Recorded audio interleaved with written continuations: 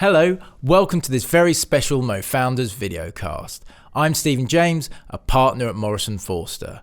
I am thrilled to be joined by Sophie Storm Roberts. Sophie is an adventure athlete, mindset coach, and motivational speaker who is the only person in history to conquer the Alpine coast to coast, scaling the highest peaks in 8 Alpine countries and cycling between them, covering 5 times Mount Everest's elevation in just 32 days. Since then, Sophie has become a thought leader and coach, guiding business leaders, founders, and many others on how to unlock their potential and live fulfilling and successful lives. So, Sophie, welcome to the MoFounders Videocast. It's great to have you here.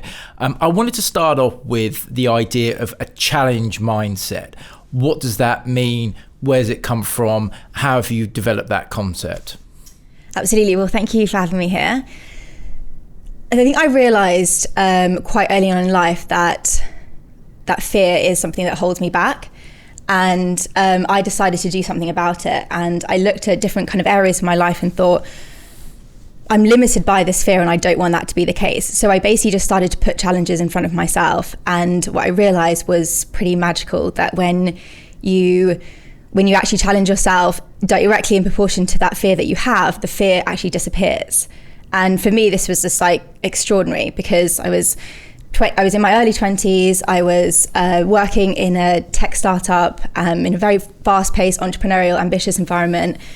And I really wanted to understand who I was and perform at my best, and really just kind of obliterate the limits that society or teachers or the world had put on me, or actually that my mind had put on me as well.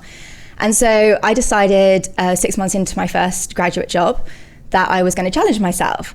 And I was, very social. We were in East London, in Brick Lane, in a startup, and everyone would just pub all the time. There was like Monday night pints and Thirsty Thursdays, and you get the drift. Yeah. And I needed not only a reason to challenge, like a challenge to motivate me and plug all my energy into outside of work, but I also wanted a reason not to have to go to the pub every night. And I found this adventure race in Borneo called the Kinabalu Challenge, and it just totally sparked something in me, and it made me think, I want to go and do that. So I signed up for it, and I started doing British military fitness sessions in London's parks before work and after work, and I got a bike and I started commuting across London, and it just became this incredible area of my life where I got a direct result from the energy that I was willing to put in.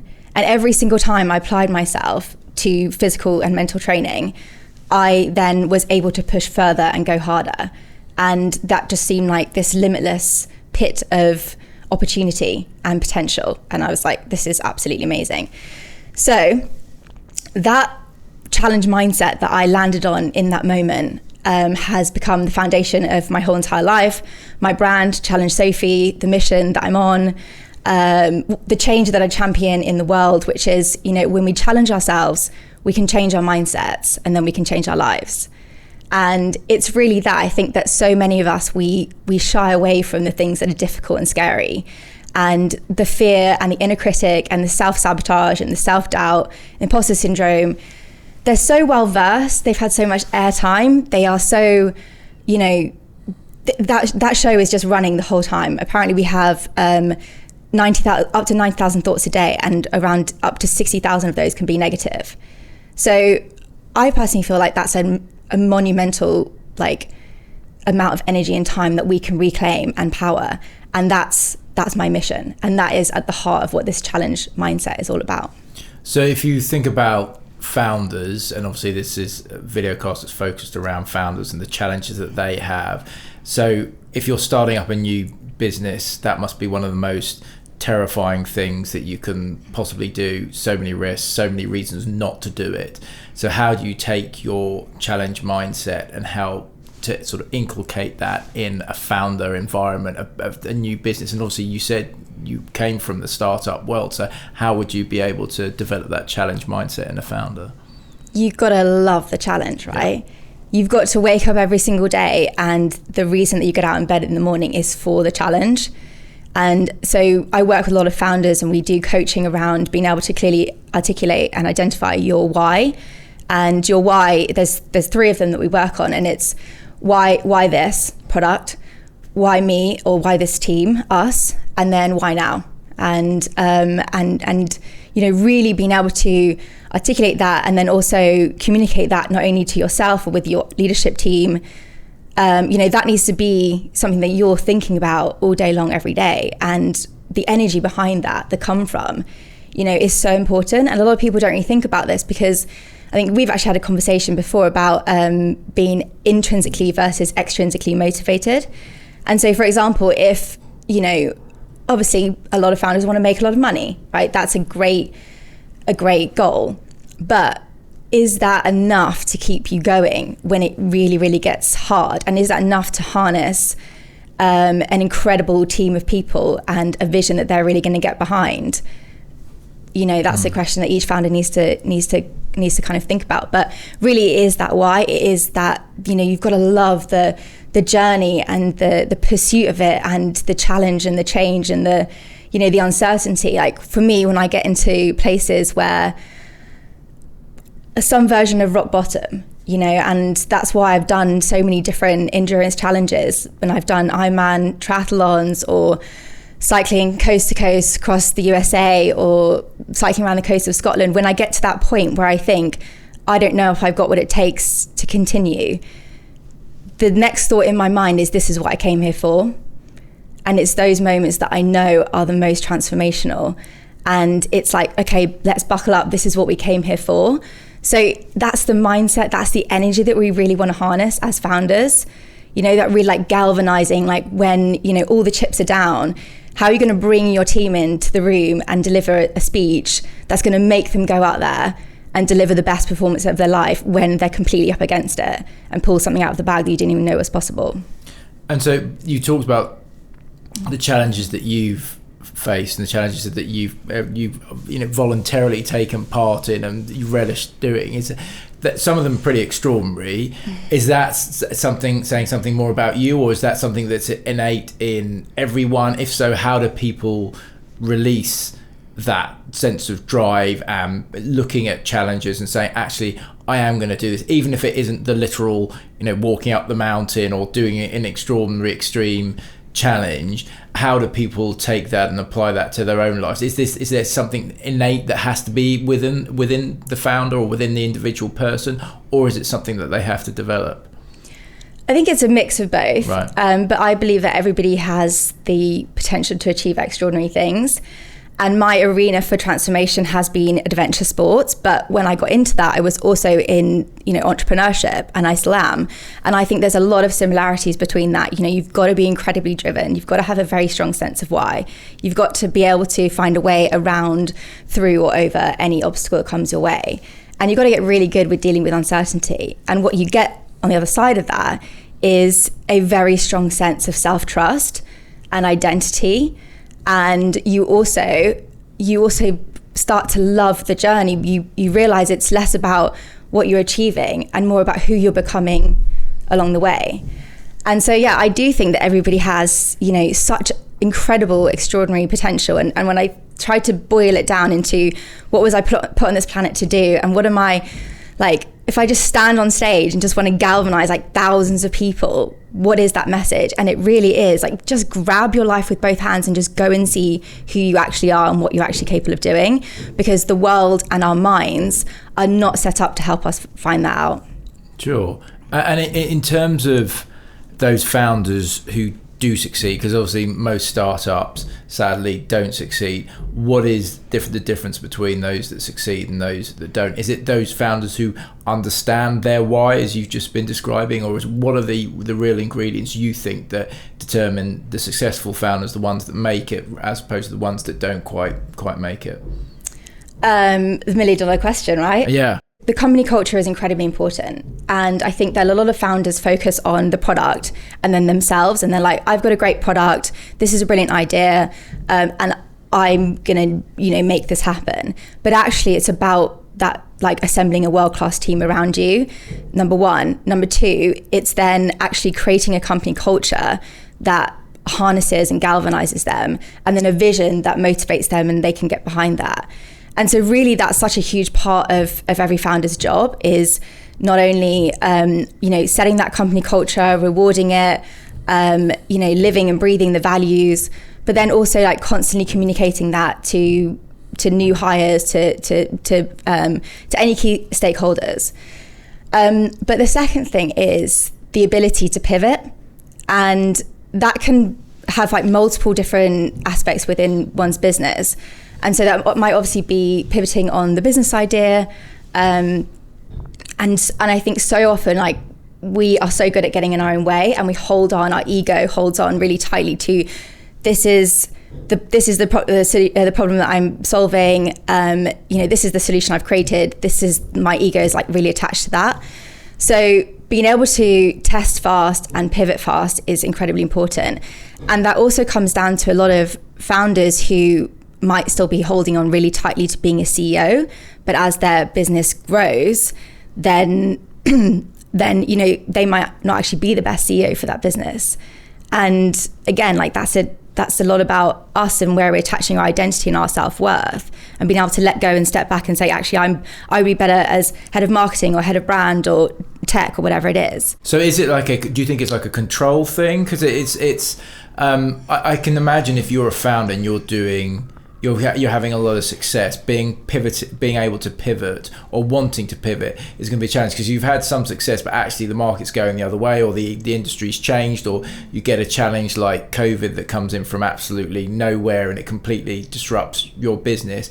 It must be pretty challenging to be able to pivot in those circumstances. So does that come back to your sort of adventurer mindset, that you've got to be willing to take on whatever challenge is thrown at you at whatever time it might happen along your journey? Is it that kind of thinking? Yes. Right. Yeah. And I think it's resilient. Resilience is the ability to bounce back, right? And so it's having resilient teams, resilient business, and a resilient product. And that literally is like, we can't live in a world where we're like, oh, COVID came along or AI came along and those are excuses. The whole point is to build a business that is resilient in the face of all of the social, economic, political changes that you're going to be having to navigate during that time. Yeah. And actually, we're talking here about people who've actually gone the step and actually launched a business. I think most people would probably have an idea for a business that they think might be a great success, but they actually haven't had the courage to do it. And obviously part of what we do with MoFounders is trying to celebrate people who have done that, who have had the courage to do that. But all these people who might be watching this, listening to this, and they've got a great idea, they think they've got something in the market, they could launch a business, but they just look at the obstacles and think, that's hard, and it's going to be time consuming. They've got mortgages, they've got families, kids, all these sorts of things, those excuses. How do you break through that, particularly if you've got those existing obstacles that are in place? Because there seems to be really powerful drivers for people as to why they might not do it. The fear factor, the reasons why not to do it, the fact that there's the daily routine that's ahead of them each and every day, but it might not be fulfilling them. So how do you get them to take that leap of faith? Well, that is a big question. We don't do small questions on MoFounders. I'm so glad. I'm not massively into small talk in general, so it's perfect. I really work with people to break down their why and understand who they are, what's important to them, and why. And honestly, I feel like if we can answer those 3 questions in life, that is an incredible guiding force to help us with everything. Relationships, work opportunities, businesses, even just anything. And they are difficult questions to answer, and our answers to those will change and shift throughout life, especially as we have different priorities and families and stuff like that. My thing in life is like, you become the best version of yourself when you work on the things that no one can ever take away from you. And any amount of external success or accolades or, medals or anything, like all of us can win and lose those, because somebody can come up and do it right after you and swipe that world record from underneath your feet, or the next person to whatever it is. But who you became in the process of achieving those goals, no one will ever be able to take that away from you. And like your integrity, your values, who you helped along the way, the impact you made on the world, the impact you made in your small community. And so whilst those external goals are really, really important, and they do motivate us and they do feel epic when we achieve them, that's the mindset shift that is incredibly sustainable, and it's so unbelievably powerful when you actually focus on who you're becoming in the process and why that's important to you. So, Sophie, you've actually worked, as you said, for a startup. How did you find that experience? Did that meet with your expectations? Did it help develop you as a person? Did it help instill values in yourself? How did that help to form the sort of person you are now and be able to shape your methodology, the theories that you have now in terms of that sort of challenge mindset? So I worked for one startup. We did B2B lead generation, and then my founders sold it and they went to build the next startup, and they invited me to come along, and there were 5 of them, and I was like one of the next 5 people to join the company. During my time at both of these startups, my life had become this like positive domino effect, where I was in this, this environment that no matter how much energy or motivation or drive I brought to the table, it just lapped it up. It was like, great, let's take that. And there were no limits to kind of what I could do in that environment. And then in my weekends and my holidays, I was going and I was challenging myself, and I was harnessing that drive and motivation. I was training it like a muscle, my courage, my resilience, my confidence, my, go-getter attitude, and, all the security. Yeah, it was a big, bold move, but I'd always felt that there was another story out there for me. And even when I was younger, I never saw myself just kind of working my way up a corporate ladder. And I just thought, if not now, when?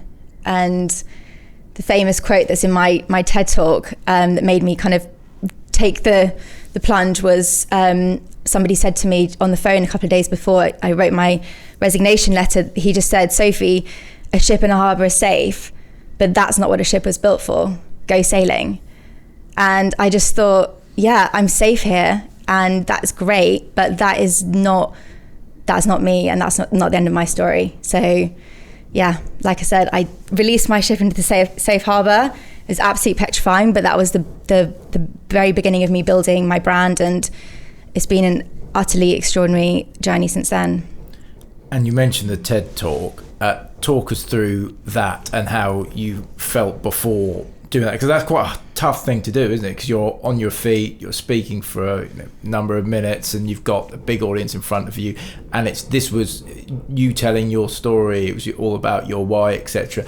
How did it feel to do that? What was the preparation like? Did you have to overcome fear in order to actually deliver a talk like that? What was the experience like?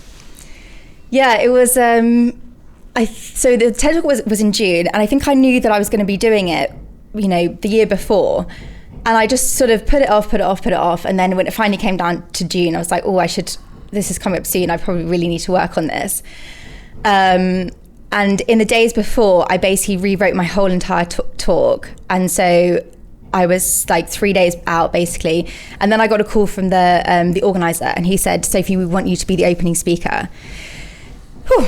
And I was like, okay, didn't say anything. But I've had multiple opportunities in my life before leading up to this point where somebody's asked me to do something that's felt like a huge stretch, and the imposter syndrome wants to kick in. And once I tried to advocate for me not doing it. And that opportunity was I got asked to be captain of a bike race from LA to Miami across the States. And when they asked me to do that, I said, I don't know anything about bike racing, Anyway, they were like, we really want you to do this for X, Y, and Z reasons. I went and did it, and it was one of the best things I'd ever done, and it was incredible. And so therefore now I have that bank of evidence. So when I got asked to be the opening speaker, I didn't say anything. I just had that internal dialogue of do not back yourself out of this, because I'd always rather be the person who gave it a go if I had the opportunity to do it, rather than say no and see somebody else do it and think, I wonder what it would have been like if I'd done that. But in the moments before I went on stage, I had a very interesting encounter with fear. I was sitting in my bedroom and my hotel room, and I just finished my last rehearsal, and then the fear started to kick in, and the dry mouth and the heart rate and just the clammy hands.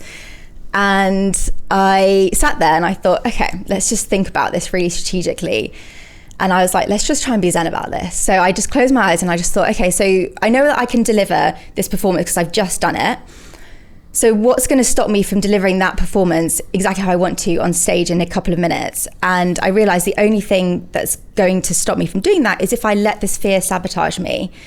So I just had this conversation with it and I just said, fear, thanks so much for being here. I know you're trying to protect me, but actually all you're going to do is get in my way. So you're welcome to come along for the journey, but you are sure you are absolutely not going to be in the driver's seat, and I'm not going to let you sabotage this. And so I just kind of like kept it at bay. And that moment changed my life forever, because I just realized, like, you know, because we are essentially mammals, right? Fear comes along and it's a real visceral feeling. It's not just a thought in our head, oh, I feel fear. It's a real visceral feeling. You get all of the physiological symptoms with whatever it is. And for most of us, we tend to retreat and see that as a signal to retreat. And actually, that is a signal that we are on the edge of something potentially extraordinary. And that's a signal for growth and pushing forwards. And so that's now what I do. Okay, you're here, thank you for being here, but you're gonna stay way back there, and I'm gonna go ahead and do this anyway. And honestly, it was incredible. I felt really proud of myself afterwards. And I have this thought about when we challenge ourselves in life. I don't know if you remember when we were younger, we used to play, or if you used to play the Game Boy, like the Super Mario Land. And when you beat the boss at the end of the level, you go around and you collect all the gold rings. Yeah. Yeah? I've rarely beat the boss, but yeah, okay. Yeah, maybe just at level 1. Yeah. And after like my TED talk, I had this moment where I just felt like I was just running around collecting all the gold rings. Yeah. Like that's how insane I felt.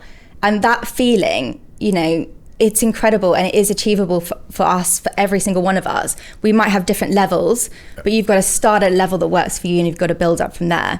But those moments when you feel like you're just literally like running around in your life collecting all the gold rings, you know, and then you're on a different level where all the things that like terrified you before are just, they're not even a problem for you anymore. Yeah, it's interesting that you talk about fear as being something that is going to be there with you. So you're not dismissing it. You're not saying you can't be a part of this at all, but you're just trying to manage it and exercise some degree of control over it. It reminds me a bit of someone that I'm a big fan of, Mo Gawdat, who talks about the brain just being another organ. It's not you, it's just an organ, and therefore you can exercise control of it just as you can exercise control over other parts of your body. And it seems like that's what you were doing in that moment. Yeah, exactly. And you know, whatever parts of, even if it's like parts of us, like when I coach my clients, they might say, oh, I want to get rid of this mindset, or that's my old mindset, or I hate it. And I'm just saying, no, I've got these 3 A's. The first one is awareness.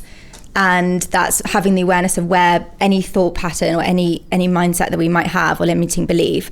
And then accepting that that's part of me, but it's not actually serving me. It might have been something that I've developed in the past to help me get to where I'm at, but it's not going to help me get to where I'm going. And then action. What's the action that I can take to reframe that mindset, that belief, and then, you know, go and change your life.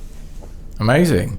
And then talking about some of the challenges that founders might have, loneliness, I can imagine, is probably quite a big one, particularly if you're in your early stages. You might literally feel as if you're totally on your own. That loneliness, in turn, I would have thought can impact your decision making. So what advice would you have for founders who do feel lonely? Even if they're part of a team, they still might feel that they're really out there, they're doing things on their own, they don't have the support network they might need. How do they try and address those challenges? Yeah, it's a huge issue, because a lot of founders, they have to be an eternal optimist, you know, and even if inside you're just thinking, God, I really don't know how we're going to pay the bills next month. And a lot of founders, you know, when we talk to them, what is it that keeps keeping you awake at night? And they'll say, I feel really responsible for my team. And, you know, they have lives and families and all this kind of stuff. And so I think it is actually incredibly important to share that burden. And you might not feel like you can share it with your co-founder or your team or your partner, but you've got to find networks and put yourself in rooms where you can share those. And that's what I found to be really, really interesting for the founders, the CEO circles that I run, is that actually with a bit of strategic conversation, they can really realize that they're all facing the same problems. And also, it's so important just to have those people who've walked the same path as you ahead of you. They might not have the same business. They definitely don't have the same business. They don't have the same product, but the challenges are usually largely the same.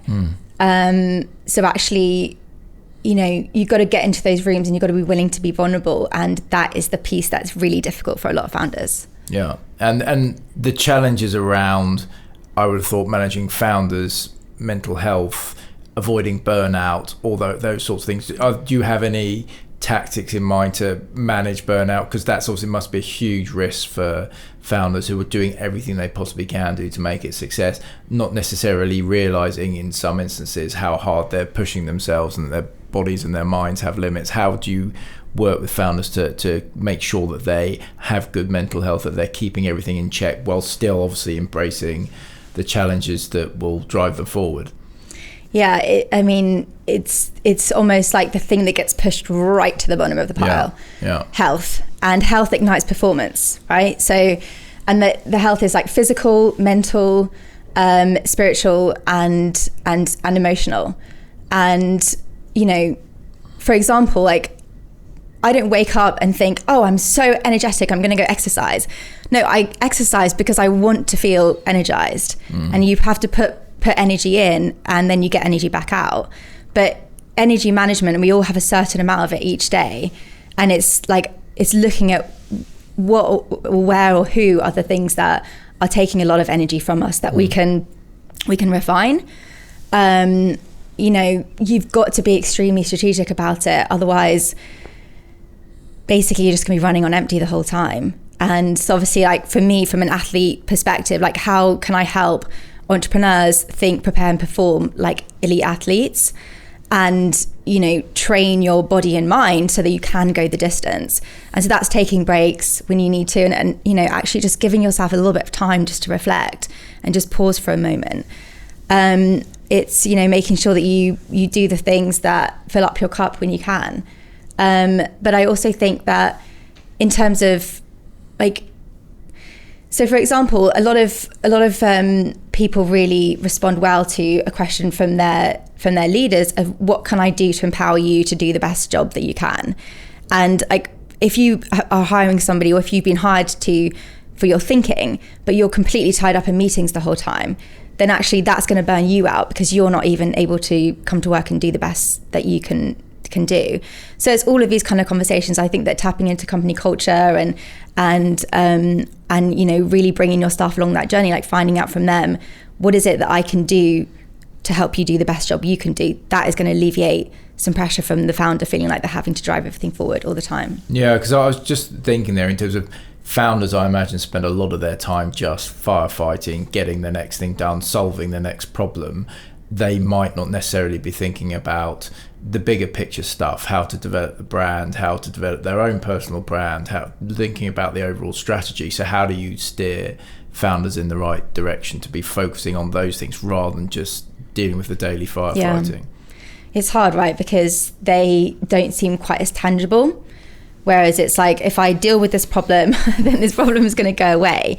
But actually, it's showing them the value of brand, and not just your business brand, but personal brand, and then company culture. It's like this hugely powerful, invisible force that you can tap into when you've got that. I call it like the synergy model between, every single person in your business being aligned with like their own personal motivation and purpose, being aligned with the businesses and then the product as well. When all of that's working in synergy, there's a momentum there. It's like the cogs in the wheel. Like, sooner or later, it just starts to move on its own. It's got its own momentum, and that's the energy that you want to be able to tap into.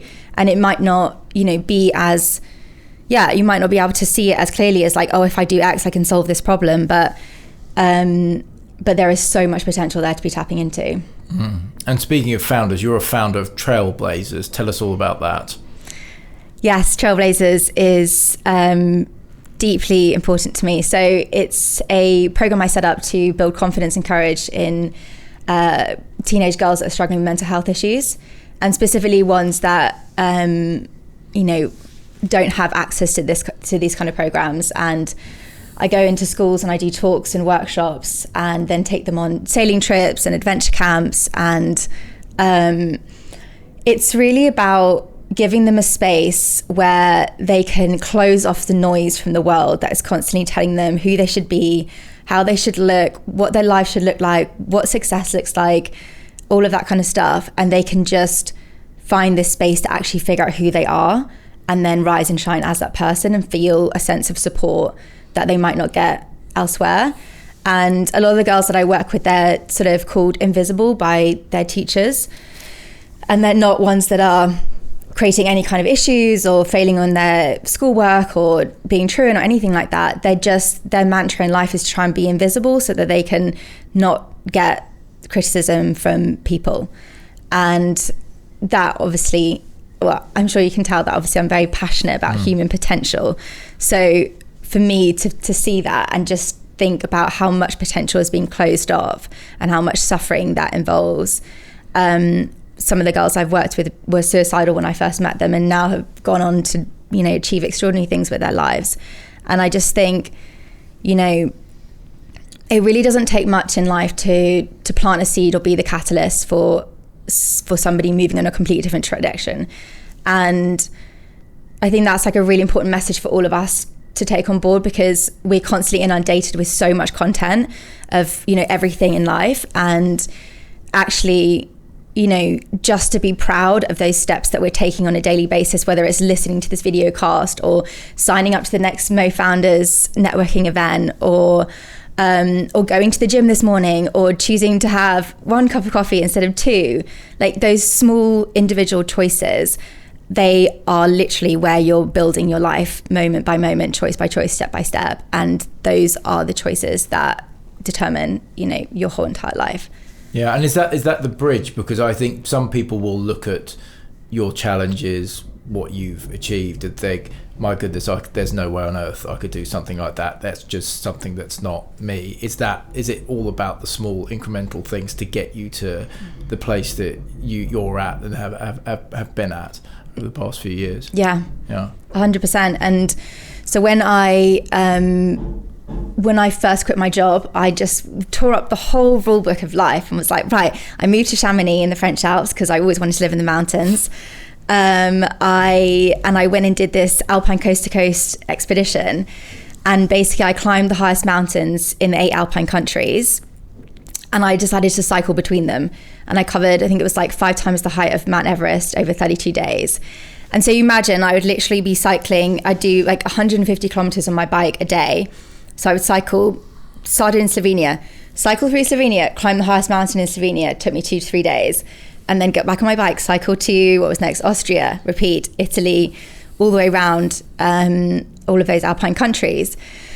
And literally, the only way that I did it was just step after step after step. You're on a bike, it's just, you just got to keep the pedal spinning. You know, you see this monumental thing and you get on your bike and you think, how on earth am I going to cycle this? I'm absolutely exhausted, you know, and then I get to the base of a mountain. I mean, how do you climb up anything? It's literally just one step at a time. And I think, you know, life is quite simple when we really think about it. And these simple things of just, what can I do in this moment? That's all I ever have control over. And what small step can I take? And how can I embrace the journey and be proud of who I'm becoming along the way, and reward yourself and not, you know, just be grateful or proud of yourself when you get to these huge, big accomplishments. So yeah, for me, it is all about just taking one step in front of the next and controlling the controllables. And what's one thing that's really important to you that we haven't yet discussed yet that you wanted to convey? Oh my God. I think the one thing that we haven't spoken about, my philosophy is one life, live it. And again, for me, that just harnesses like what life is all about. We've got this one life and we spend so much time deliberating and thinking and overthinking and worrying and planning and catastrophizing and all of these things that, how would it be if we were just out there living more and we let go of the external circumstances and the results of that, and all of us just brought more curiosity and playfulness and joy into what we do day to day. And instead of being like, oh, I have to do this today, whatever it is, going to the gym, going to work, dropping my children off at nursery, sitting in a meeting, just being like, I get to do this. I get to be here. I get to be alive today. I get to sit in this office, have this conversation. Like, you know, it really is quite extraordinary that all of us are here. And I think that along the way of all these things about who we should be and, you know, all this pressure we put on ourselves, we lose that. So that is what I would like to convey. Great. One life, live it. What a great way to finish everything off. Sophie, thank you so much for joining us on this MoFounders Videocast. So welcome. Thank you. Thank you.